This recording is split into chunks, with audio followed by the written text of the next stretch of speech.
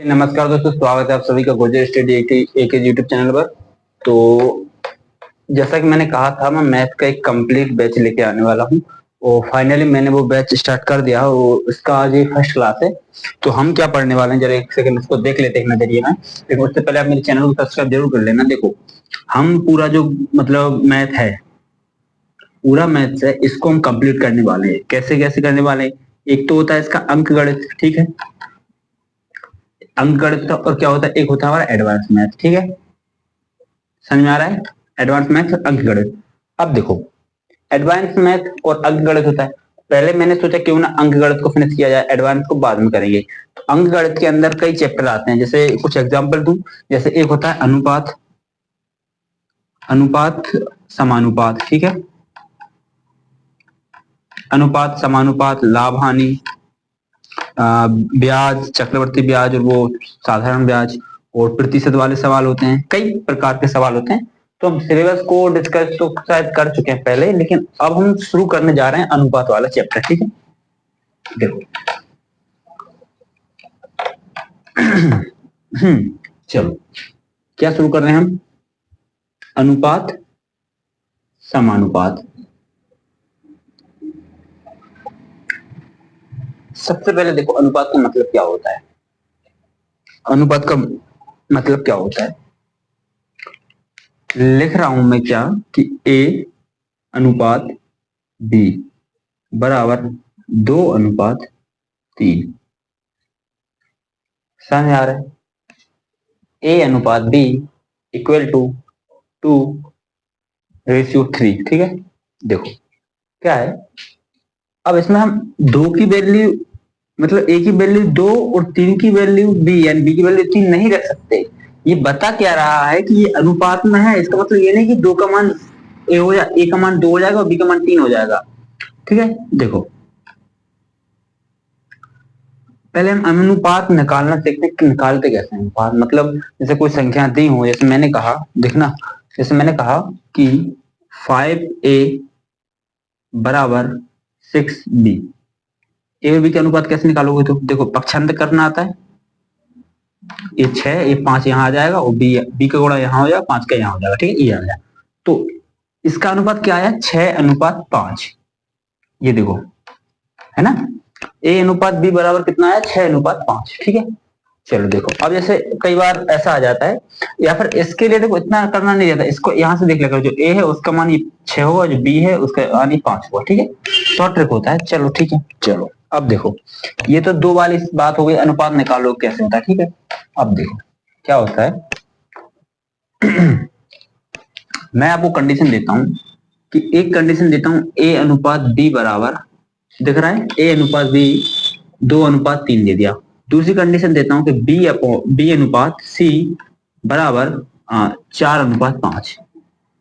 तो मुझे आप बताओ, ए अनुपात बी अनुपात सी का मान कितना होगा?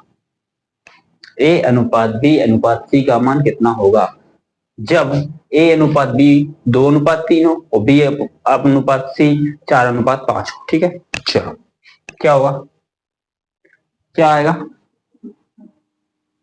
क्या करते हैं, देखो मेथड कई हैं। सबसे पहले, यदि आप एसएससी कोई एग्जाम देंगे, सबसे पहले क्या करना है आपको कि ऑप्शन से एनिमुलेट करना है। एनिमुलेट करना मतलब हटाना है ऑप्शन से, कौन सा ऑप्शन नहीं हो सकता। इसका कुछ ऑप्शन तो आप बता सकते हो क्या? कुछ ऑप्शन दो। चलो ऑप्शन देते हैं, ठीक है। ऑप्शन देते हैं। मैं ऑप्शन ए 2:3:5 क्या ये होगा? ऑप्शन बी 2:4:5 क्या ये होगा? ऑप्शन सी 8:12:15 होगा, या फिर ऑप्शन डी 2:12:15 होगा। जौन सा ऑप्शन सही लगे मुझे बताओ आप। जौन सा आपको सही लगे तो मुझे बताओ आप। देखो, इसमें आप ध्यान देना, ऑप्शन में ये ए का मान है, ये वाली लाइन, ठीक। ये बी का और ये सी का। समझ में आ रहा है? समझ में आ रहा है? देखो, अब इसमें ऑप्शन से, अब मैंने क्या कहा कि ऑप्शन से करना, तो ऑप्शन से करने का क्या मतलब हुआ? ऑप्शन से करने का मतलब हुआ कि तुम ऑप्शन में मिलाओ, ए और बी का अनुपात कितना है? 3 और 2 का, 2 और 3 का। तो 2 और 3 का ये है, चलो ठीक है। ये है क्या 2 और 3 का? नहीं है। ये और 2 और 3 का है क्या?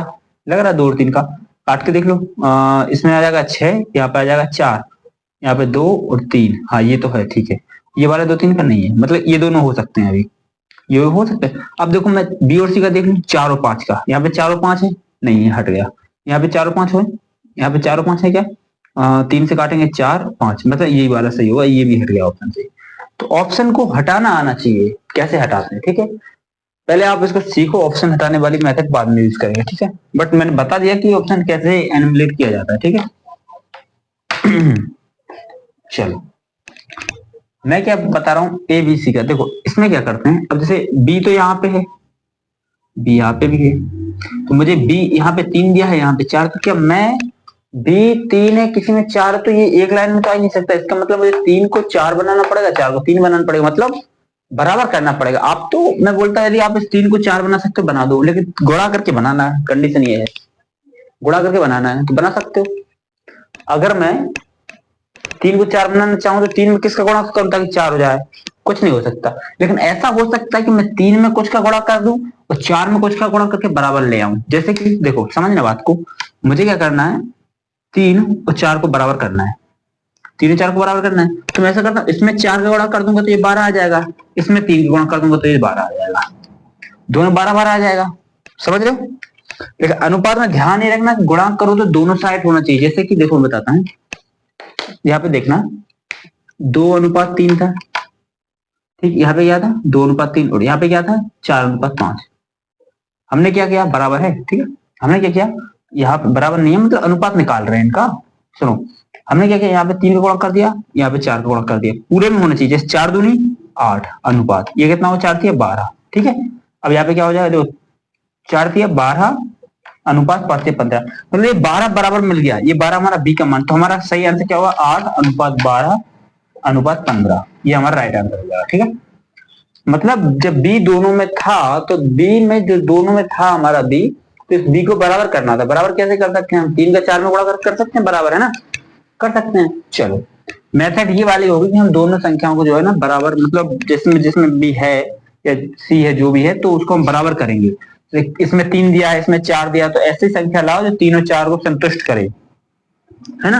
और गुणा पर दोनों में करना होता है, ठीक है। ये आंसर देख के बता सकते। चलो मेथड नंबर 2 उसी की जैसा है, बट देख लो समझ में आ जाएगा। मुझे किस किस का चाहिए, ए का चाहिए, बी का चाहिए, सी का चाहिए। यहाँ पे क्या दिया है, ए और बी का 2:3। यहाँ पे क्या दिया है, सी और बी का 4:5। ये खाली जगह रह गई, ये वाली खाली जगह रह गई। कौन कौन सा खाली रह गया, हमारा एक तो सी खाली रह गया, यहाँ पे ए खाली रह गया। समझना बात को, क्या करेंगे, पेन चेंज करना सबसे पहले। ये 4 है बगल वाला, यहाँ पे लिख दो, कुछ मत कर। ये 3 है, इसके बगल में ये लिख दो, को ऊपर का नीचे गुणा करते जाए। जैसे कि इसका इसमें गुणा करो, 8:4 दिया 12:5 से 15, ये हमारा आंसर आ गया। कितना इजी है, बहुत इजी है, आसानी से कर लोगे, ठीक है। हो गया, क्या आ रहा है, 8:12:15 अनुपात में, ठीक है। चलो 2 मेथड समझ लिया आपने, 2 मेथड समझ लिए हैं, ठीक है। 2 मेथड समझ लिए हैं, ठीक है। अब देखो आगे बढ़े।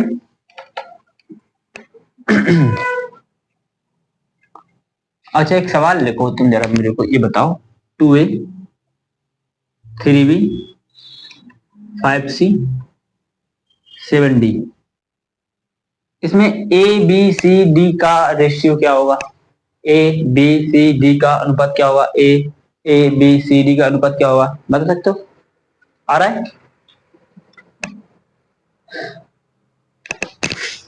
आ रहा है क्या, ए का मान क्या होगा।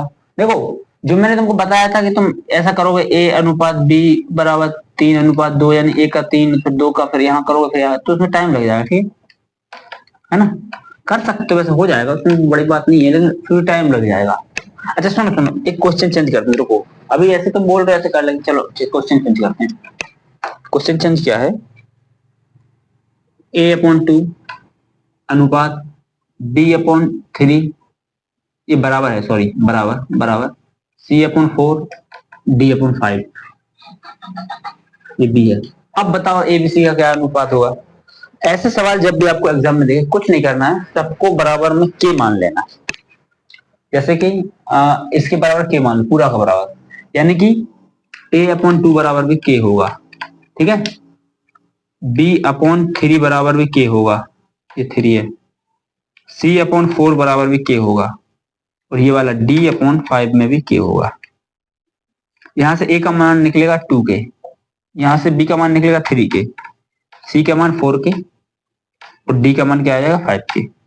तो ये तो अनुपात आ गया। अब k तो सब में समान है तो k से काट दो, तो अनुपात क्या आ रहा है 2 3 4 5, ये हमारे अनुपात आ रहा है। ये बराबर था, ये अनुपात आया है।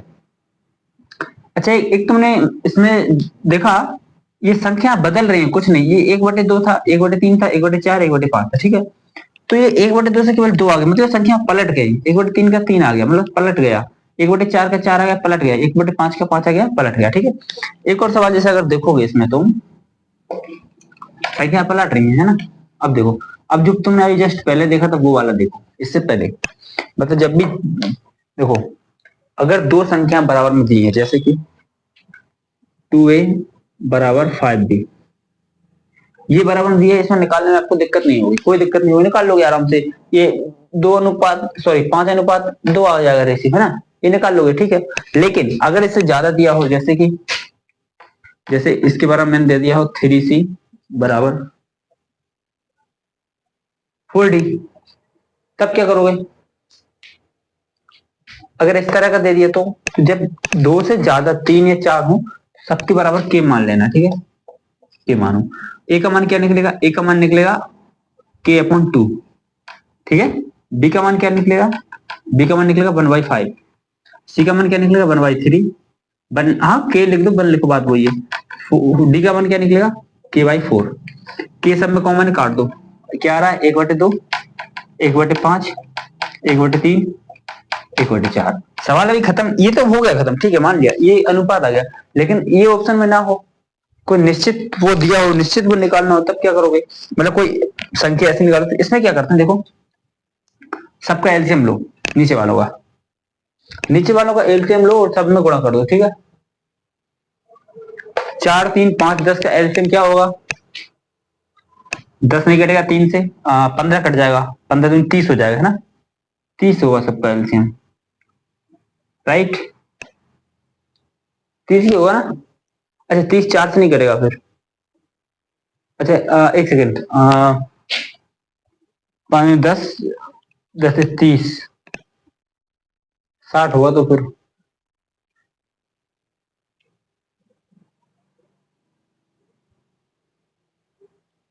60 हुआ है ना, 60 हुआ एलसीएम, सॉरी, इन सबका एलसीएम जो होना है, अरे पेन ही नहीं चल रहा है यार। 60 हुआ, कुछ नहीं करना, 60 का मल्टीप्लाई करना है सब में।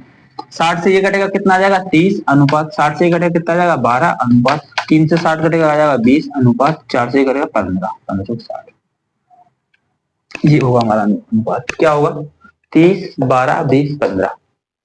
अब इसमें कोई संख्या देखो जिससे कट सके, जैसे कि हम बोले 3 से कट जाए, 3 से 20 नहीं कटेगा, 2 से 2 सब कटेगा, 15 नहीं कटेगा, है ना।